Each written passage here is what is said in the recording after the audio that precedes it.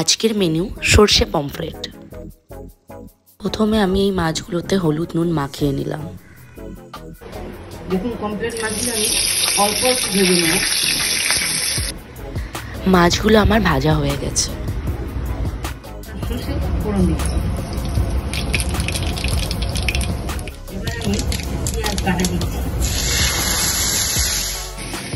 আদাটা পেটে আমি নিয়ে নিয়েছি, রসটা আমি এর মধ্যে দিয়ে দিচ্ছি।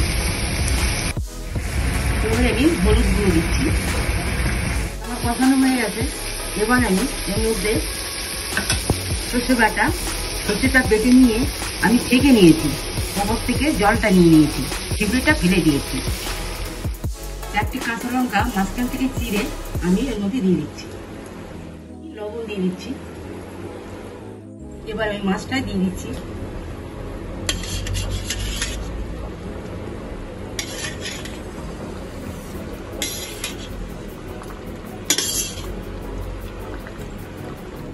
আমার কমপ্লিট রান্না হয়ে গেছে।